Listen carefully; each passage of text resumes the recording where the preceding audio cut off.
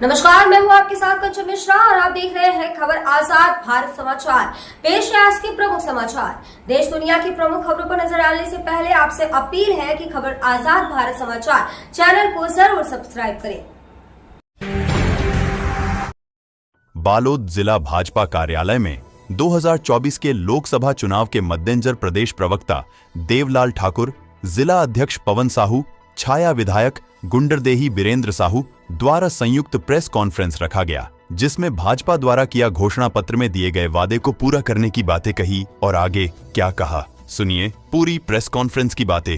रमेश कुमार, चेलक, बालोद, छत्तीसगढ़। के लिए विवश किया था कि अपनी कमाई का एक हिस्सा सरकार में जमा करें। जवाहरलाल नेहरू हो चाहे इंदिरा गांधी हो, 1963 हो या 1974 हो, इनका नाम कंपल्सरी डिपॉजिट स्कीम एक्ट था।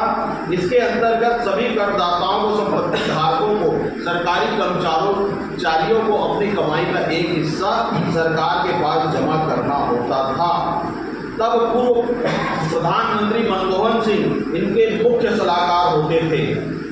यहाँ आज भी सरकार की कमाई बढ़ाकर, लोगों की कमाई बढ़ाकर सशक्त करना चाहती है, वहीं कांग्रेस की सरकारें लोगों की कमाई को जब्त करना चाहती है।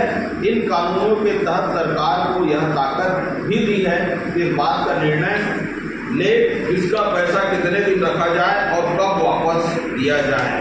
16 मार्च 2024 को कहा कि इसके पास कितनी संपत्ति, इसके लिए व्यापक आर्थिक वित्तीय संस्थागत सर्वेक्षण किया जाएगा, ऐसा कांग्रेस कह रही है। इसके बाद फिर राहुल गांधी ने 6 अप्रैल 2014 को तेलंगाना में एक चुनावी रैली को संबोधित करते हुए पार्टी जितनी आबादी उतना हक के नारे को दिया था और कांग्रेस सत्ता में आई तो यह पता लगाने के लिए वित्तीय संस्थागत सर्वेक्षण कराएगी और कार्यकर्ताओं से ज्यादा मेहनत हमारे देश के प्रधानमंत्री कर रहे हैं। हर छोटी जगह जाना चाहते हैं, हर छोटी छोटी जगह जाकर उनकी समस्याओं को जानना चाहते हैं, वहाँ पे कैसे कार्य किया जाना है और अपनी पार्टी को सशक्त और मजबूत करने के लिए, जिताने के लिए हर कसर को जाना चाहते हैं। इसमें सही है, तो हमारे प्रधानमंत्री की तारीफ होना चाहिए इसमें कि अपनी पार्टी की जीत के लिए हर गाँव कस्बों में पहुँच रहे।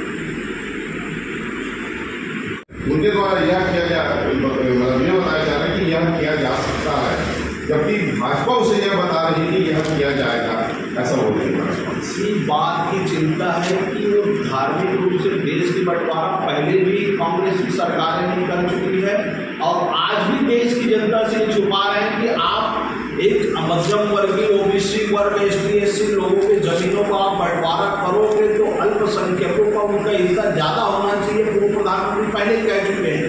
उसी बात को वो देश के सामने लाना चाहती है कि तुम्हारी मंशा क्या है, कांग्रेस की मंशा क्या है, इनकी की मंशा क्या है, माओवादी की मंशा क्या है। माओवादियों के इनके साथ जुड़े उनकी विचारधारा में यही है कि घर को है तो एक घर को दूसरे को बांट दिया जाए।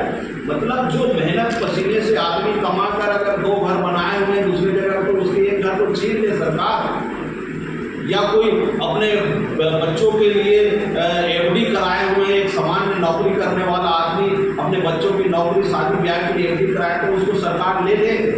ये ऐसा भारतीय जनता पार्टी कभी नहीं होने देगी। जो कांग्रेस की जो वोट बैंक की राजनीति की सोच है उसके खिलाफ।